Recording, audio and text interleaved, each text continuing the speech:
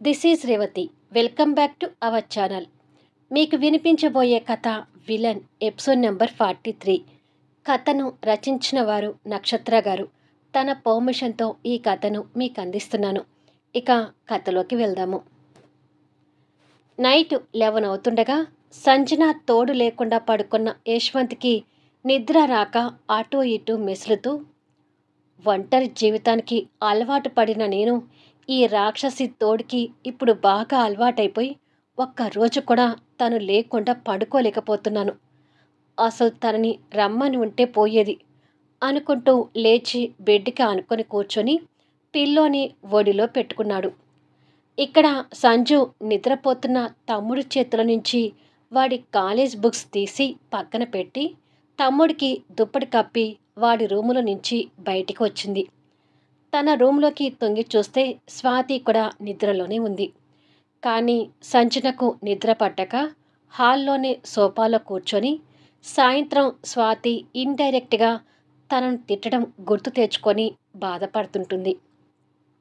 అలా బాధపడుతూనే ఫోన్ తీసుకొని ఏదో వాట్సాప్లో చూస్తుంటుంది. ఇక్కడ యశ్వంత్ కూడా వాట్సాప్లో తను ఆన్లైన్లో ఉంది చూసి, సంజు కూడా నిద్రపోలేదే అని అనుకొని, పక్కన ఎవరూ లేకపోతే ఒకసారి కాల్ చేయి అని మెసేజ్ పెట్టాడు. సంజు ఆ మెసేజ్ చూసి, రాత్రి తిండి నీళ్ళు లేకుండా అలాగే పడుకున్నాడు, ఇవాళైనా భోజనం చేశాడో లేదో అని అనుకొని కాల్ చేసి, డిన్నర్ చేసావా యశ్వంత్ అని అడిగింది. తను నా భోజనం గురించి ఆలోచించటం ఎప్పటి నుంచి మొదలుపెట్టిందో అని మనసులో అనుకొని, నేను తింటే నీకెందుకు, తినకపోతే నీకెందుకు, నువ్వైతే మీ ఇంట్లో ఉన్నావు కదా, హ్యాపీ కదా అన్నాడు కోపం తెచ్చుకుంటూ. నువ్వే కదా ఉండమని చెప్పింది అని అంది. నేనేదో మాట వరుసకి మీ ఇంట్లోని ఉండు అన్నాననుకో, అదేం కుదరదు, నేను నీ దగ్గరికే వస్తాను అని ఒక్క మాట చెప్పి రావచ్చు కదా అన్నాడు. ఇప్పుడు ఏమైంది యశ్వంత్, భోజనం చేయలేదా అని అడిగింది. ఏం, నువ్వు లేకపోతే నేను భోజనం చేయలేను అనుకున్నావా? ఇంతకుముందు నువ్వు ఉంటేనే నేను భోజనం చేసి బతికానా? నువ్వు లేకుండా నేను ఇన్ని రోజులు బతకలేదా అని అడిగాడు. అబ్బా యశ్వంత్, ఏంటిది, ఏది అడిగినా కూడా పెడర్థాలు తీస్తున్నావు అని అడిగింది. నా గురించి వదిలే, నువ్వు భోజనం చేసావా సంజు అని లాలనగా అడిగాడు. చేశాను అని అంది. మరేంటి నీ వాయిస్ ఏదో డల్గా వినిపిస్తుంది అని అడిగాడు. ఏమీ లేదు యశ్వంత్ అని అంది మనసులో బాధపడుతూ. లేదు, ఏదో ఉంది, అదేంటో చెప్పు అన్నాడు. ఏమీ లేదులే కానీ ఇంతసేపు పడుకోకుండా ఉన్నావేంటి అని అడిగింది.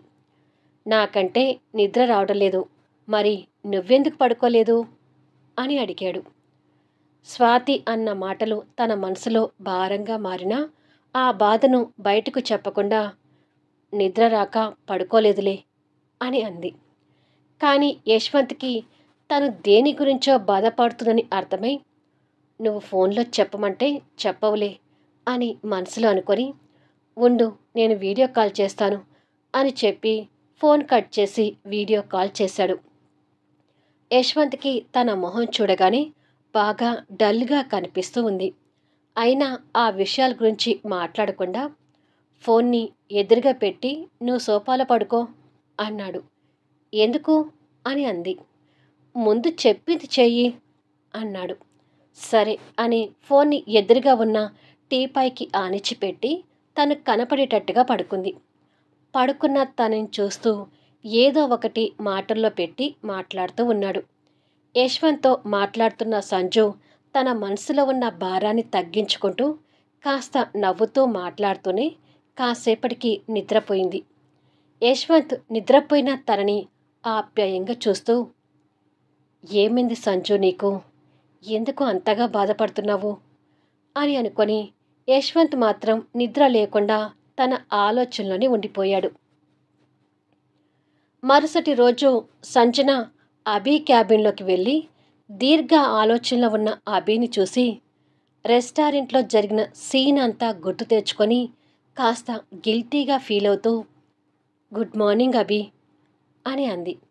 ఆ మాటతో తన వైపు తల తిప్పి చూసి, గుడ్ మార్నింగ్ సంజన, రా కూర్చో అన్నాడు అభి. సంజన వచ్చి కూర్చొని, దేని గురించి అభి ఆలోచిస్తున్నావు అని అడిగింది. చాక్లెట్ బాయ్లా కనిపించే యశ్వంత్ చాక్లెట్ బాయ్ కాదు అని తెలిసేసరికి షాక్లో ఉన్నాను సంజన అన్నాడు. అభి నోటి నుండి యశ్వంత్ అనే పేరు వినపడగానే సంజన కంగారు పడుతూ ఏంటి అని అడిగింది. నిన్న ఒక రెస్టారెంట్కి వెళ్తే ఆ యశ్వంత్ని ఒక అమ్మాయితో చూశాను. ఆ యశ్వంత్ తనతో రిలేషన్లో ఉన్నాడంట అని చెప్తాడు. అభి నోటి నుంచి అలా వినగానే సంజన నిర్ఘాంతపోయి, నీకేం తెలుసు అని అడిగింది. అక్కడ వాళ్ళ తమ్ముడు ఆదిత్య వాళ్ళ స్నేహితులకి చెప్తుంటే విన్నానులే అన్నాడు. అయ్యో ఆదిత్య, నువ్వు అందరికీ మా గురించి చాటింపు చేసి చెప్తున్నావా అని మనసులో బాధపడుతూ అనుకుంది. ఆదిత్య మాటలు విన్నాక యశ్వంత్ మీద నాకు పరమ చిరాకు అనిపించింది తెలుసా. యశ్వంత్ ఒక్కడే కాదు, యశ్వంత్తో ఉన్న అమ్మాయి మీద కూడా ఇరిటేట్ ఫీలింగ్ కలిగింది అని మాట్లాడుతుంటే, ఇక ఆపు అభి అంది కోపంగా. సంజన అలా సీరియస్ అయ్యేసరికి అభి ఆశ్చర్యంగా చూస్తున్నాడు. యశ్వంత్కి నీకు అసలు పడదు, అలాంటప్పుడు యశ్వంత్ విషయాల గురించి నీకెందుకు అభి అంది.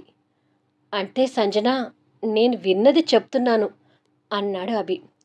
యశ్వంత్ నీకు శత్రువు అన్నప్పుడు నీ జాగ్రత్తలో నువ్వు ఉండాలి, కానీ అతని ప్రతి విషయాన్ని పట్టించుకొని భూతద్దంలో చూడటం కరెక్ట్ కాదు. అతను ఎవరితో రిలేషన్ పెట్టుకుంటే నీకెందుకు, ఎవరితో పోతే నీకెందుకు?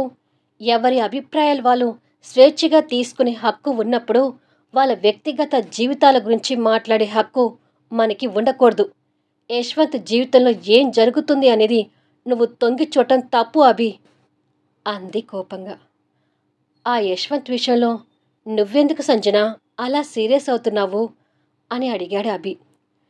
నేను సీరియస్ కావడం కాదు అభి, యశ్వంత్ విషయాలు నువ్వు పట్టించుకోవద్దు. నేను చెప్పింది నీకు తప్పుగా అనిపిస్తే ఐఎమ్ సారీ అంది బాధపడుతూ.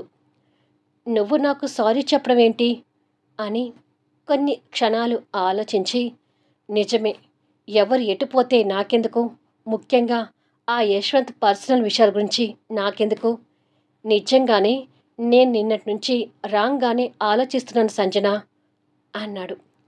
సంజన కొన్ని క్షణాలు లాంగ్ బ్రీత్ తీసుకుని వదిలి, నా మాటలు నిన్ను బాధ పెట్టి ఉంటే సారీ అభి అని అంది. బాధ పెట్టడం కాదు, పక్కదారి ఆలోచనలు చేస్తున్న నాకు ఒక్క రకంగా బుద్ధి చెప్పావు. దీనికి నేనే నీకు థ్యాంక్స్ చెప్పాలి. ఇంకొకసారి ఆ యశ్వంత్ పర్సనల్ విషయాలు పట్టించుకోను అన్నాడు. ఒకరి విషయాల గురించి పట్టించుకునే పద్ధతి నీది కాదు అభి. యశ్వంత్ శత్రువు అనే ఉద్దేశంతో నువ్వు అతని పర్సనల్ విషయాల్లోకి తొంగి చూడాలని అనుకున్నావు. అది తప్పు అని నీకొకసారి గుర్తు చేశాను అంతే అని చెప్పి క్యాబిన్ నుంచి బయటకు వెళ్ళిపోయింది. ఆ యశ్వంత్ గురించి ఏదేదో వాగి సంజనాని కూడా డిస్టర్బ్ చేస్తున్నట్టుంది అని అనుకొని ముందు ఉన్న ఫైల్స్ చూస్తూ ఉండిపోయాడు. కానీ క్యాబిన్లోకి వచ్చి కూర్చున్న సంజనకి అటు స్వాతి మాటలు ఇటు అభి మాటలు తనకి మనశ్శాంతిని లేకుండా చేస్తుంటాయి. వర్క్ మీద ఇంట్రెస్ట్ పెట్టలేకపోతుంటుంది. రకరకాల ఆలోచనలతో నలిగిపోతూ, నేను ఫామ్ హౌస్కి చేరుకుంటున్నాను యశ్వంత్, అక్కడికి వెంటనే వచ్చేయి అని చెప్పి మధ్యాహ్నమే యశ్వంత్కి మెసేజ్ పెట్టింది. స్టాఫ్తో మీటింగ్లో ఉన్న యశ్వంత్ ఆ మెసేజ్ చూసి, సంజుకి ఏమై ఉంటుంది అని అనుకొని మీటింగ్ మధ్యలోనే వెళ్ళిపోయాడు. ఇదేంటి, సగం మీటింగ్లోనే అలా వెళ్ళిపోయారు అనుకున్నారు స్టాఫ్ మెంబర్స్. యశ్వంత్ ఇంటికి వెళ్ళేసరికి సంజు కన్నీళ్లు పెడుతూ కూర్చొని కనిపిస్తుంది. తనని అలా చూడగానే యశ్వంత్ హృదయం భారంగా మారి తన దగ్గరికొచ్చి కూర్చొని, ఏమైంది సంజు, ఎందుకా కన్నీళ్ళు అని అడిగాడు. పెళ్ళి కాకుండానే నీకు నా శరీరాన్ని అర్పించుకున్నందుకు నా క్యారెక్టర్ మంచిది కాదని నేను ఒప్పుకుంటున్నాను యశ్వంత్, కానీ నా క్యారెక్టర్ గురించి అందరి నోటిలో పడటం నాకు బాధగా ఉంది అంటూ కన్నీళ్లతోనే చెప్తుంది. నీ విధవవాగుడు ఆపేసి అసలు ముందు ఏం జరిగిందో అది చెప్పు అన్నాడు యశ్వంత్ తను అనే మాటలకి కోపం తెచ్చుకుంటూ. ఆదిత్య నా గురించి అందరికీ చెడుగా చెప్తున్నాడంట యశ్వంత్. నిన్న స్వాతి, ఇవాళ అభి నా ముందే నన్ను మాటలు అంటుంటే తట్టుకోలేకపోతున్నాను. నా గురించి ఆదిత్యకి అలా చెప్పొద్దని కాస్త చెప్పు యశ్వంత్ అని ఆర్తిగా అంది కన్నీళ్ళు పెట్టుకుంటూ. అప్పటికే యశ్వంత్ ఆదిత్య మీద కోపం తెచ్చుకుంటూ, అభితో ఆదిత్య మాట్లాడు కదా, అభికి మన రిలేషన్ గురించి ఎలా తెలిసింది అని అడిగాడు. ఆదిత్య ఫ్రెండ్స్కు చెప్తుంటే అభి విన్నాడంట. నీ విషయంలో జోక్యం చేసుకోవద్దని అభికి నేను వార్నింగ్ ఇచ్చాను, కానీ ఆదిత్య గురించి భయపడుతున్నాను అని అంది. కొన్ని గంటల తర్వాత ఆదిత్య సంయుక్తతో కలిసి కాలేజ్ నుంచి బయటకు వచ్చి కార్ ఆపిన పార్కింగ్ దగ్గరికి వస్తుంటాడు. సంయుక్త, నీ నోట్బుక్ అంటూ స్వాతి పిలుస్తూ అక్కడికి వస్తుంటుంది. స్వాతికి నోట్బుక్ ఇచ్చి మర్చిపోయాను అంటూ సంయుక్త ఆగగానే ఆదిత్య కూడా ఆగిపోయి దగ్గరికి వస్తున్న స్వాతి వైపు కోపంగా చూస్తుంటాడు. స్వాతి కూడా ఆదిత్యని కోపంగా చూస్తూ దగ్గరికి వచ్చి, ఇదిగో నీ నోట్బుక్ అంటూ ఇవ్వబోతూ ఉండగానే, రే ఆదిత్య అంటూ యశ్వంత్ ఆవేశంగా అక్కడికి వస్తుంటాడు. ఆ కేకతో సంయుక్త, స్వాతి, ఆదిత్య అటువైపుగా చూశారు. వాళ్ళ అన్న కాలేజ్కి రావటం, అది కూడా ఆవేశంగా రావటం చూసి ఆదిత్య ఆశ్చర్యంగా చూస్తూ ఉండగానే యశ్వంత్ దగ్గరికి వచ్చి, ఏం వాగుతున్నావురా మా గురించి అంటూ వాళ్ళ ఇద్దరి ముందే ఆదిత్య షర్ట్ కాలర్ పట్టుకొని చెయ్యెత్తాడు. సంయుక్త, స్వాతి అది షాకే చూస్తుంటే ఆదిత్య భయపడుతూ ఎక్కడ వాళ్ళ అన్నయ్య కొడతాడేమోనని బెదిరిపోతున్నాడు. కానీ తమ్ముణ్ణి కొట్టడానికి అన్నకి మనసు రాక ఆవేశాన్ని కంట్రోల్ చేసుకుంటూ కష్టంగా చెయ్యిని కిందికి దింపి విసురుగా ఆదిత్య షర్ట్ కాలర్ వదిలేసేసరికి ఆదిత్య నిలబడ్డ చోట నిలదొక్కోలేక అక్కడ ఉన్న స్వాతి మీద పడి కింద పడబోతుండగా సడన్గా స్వాతి సహాయంగా ఆదిత్యని పట్టుకుంది. ఆదిత్య స్వాతి మొహాన్ని చూడగానే స్వాతి ముందే అదంతా జరిగేసరికి ఆదిత్యకి గిల్టీగా అనిపిస్తూ వాళ్ళ అన్నని బెదిరిపోతూ చూస్తున్నాడు. ఆదిత్య గిల్టీగా ఫీల్ అవుతున్నాడని స్వాతికి కూడా అర్థమవుతుంది.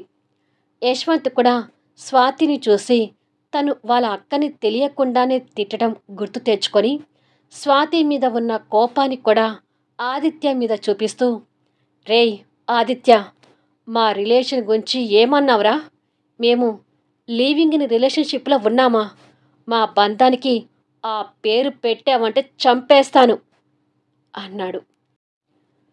యశ్వంత్ అలా అనగానే నిన్న ఆదిత్య స్వాతి వాళ్ళకి అలా చెప్పడం గుర్తు తెచ్చుకొని, నేనిలా మాట్లాడానని అన్నయ్యకి ఎలా తెలుసుంటుంది అని మనసులో అనుకున్నాడు. యశ్వంత్ ఆవేశాన్ని స్వాతి, సంయుక్త కూడా ఆశ్చర్యంగా చూస్తున్నారు.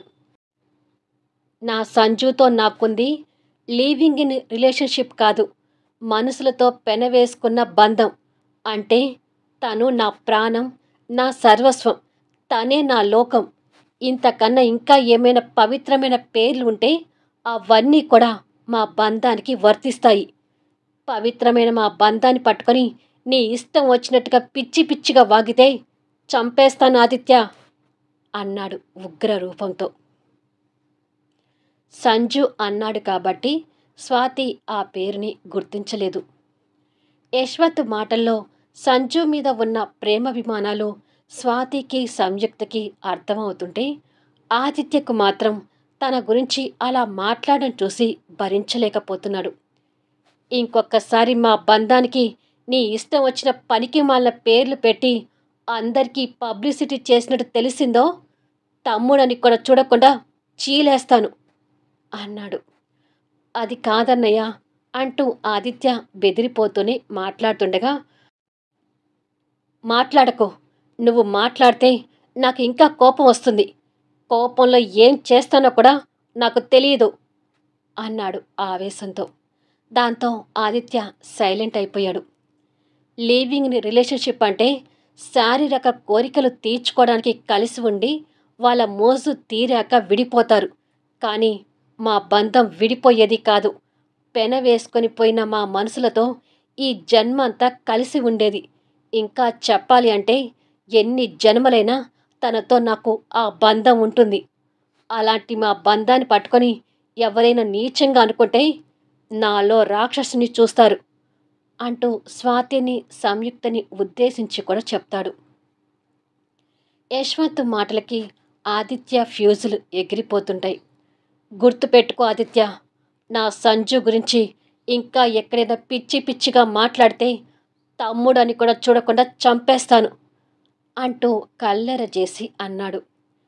యశ్వంత్ తనకిస్తున్న ఇంపార్టెంట్ చూస్తుంటే ఆదిత్యకి కోపం వస్తున్నా భయంతో ఏమీ మాట్లాడలేకపోతున్నాడు. మైండ్ ఇట్ అంటూ ఆదిత్యకి కోపంగా చెప్పి తిరిగి స్వాతి సంయుక్తని కూడా చూస్తూ, మీరిద్దరూ వాడి మాటలు నమ్మి మా బంధం గురించి తప్పుగా అనుకోకండి. నా సంజు మేలిమి బంగారం అంటూ భావోద్వేగంతో ఒత్తి పలుకుతూ చెప్పి అక్కడి నుండి వెళ్ళిపోయాడు. యశ్వంత్ అలా చెప్పి వెళ్ళిపోతుంటే ఈ ముగ్గురికి నోట మాట రావడం లేదు. స్వాతి తడారిపోయిన గొంతుతో మాటల్ని కదుపుతూ, తన మీద ఎంత ప్రేమ లేకపోతే మీ అన్నయ్య నోటి నుంచి అలాంటి పదాలు ఆవేశంగా వస్తాయి? నేను ఎన్నో ప్రేమ కథలు చదివాను, లవ్ మూవీస్ చూశాను. కానీ నిజమైన ప్రేమ అనేది మీ అన్నయ్యలోనే చూస్తున్నాను. మీ అన్నయ్యలో స్వచ్ఛమైన ప్రేమికుడు కనిపిస్తున్నాడు ఆదిత్య. నిజంగానే నువ్వు వాళ్ళ బంధం గురించి అలా మాట్లాడడం తప్పు. నీ మాటలు విని మేం కూడా వాళ్ళని తప్పుగానే అర్థం చేసుకున్నాము అని చెప్పి స్వాతి అపరాధ భావంతో అక్కడి నుంచి వెళ్ళిపోయింది. కానీ ఆదిత్యకి అటు యశ్వంత్ మాటలు ఇటు స్వాతి మాటలు మింగుడు పట్టడం లేదు. కాస్త దూరంలో ఉన్న సంయుక్త ఆదిత్య దగ్గరికి వచ్చి, మీ అన్నయ్య గురించి తప్పుగా అనుకోక ఆదిత్య, పాపం అంతగా ప్రేమించిన తన మీద నువ్వలా మాట్లాడేసరికి తట్టుకోలేక నీ మీద చేయి చేసుకోబోయాడు. తన మీద ఉన్న ప్రేమని ఇంత బాగా ఎక్స్ప్లెయిన్ చేసినందుకు రియల్లీ మీ అన్నయ్య గ్రేట్ అని చెప్పి సంయుక్త కూడా వెళ్ళిపోయింది. కానీ ఆదిత్య మనసు ఇంకో రకంగా ఆలోచిస్తూ, ఇన్నాళ్ళు అన్నయ్య తనతో కొన్నాళ్ళు ఉండి వదిలేస్తాడు అనుకున్నాను. కానీ ఇప్పుడు అన్నయ్య మాటలు వింటుంటే తనని ఈ జన్మకి వదిలిపెట్టేలాగా లేడు.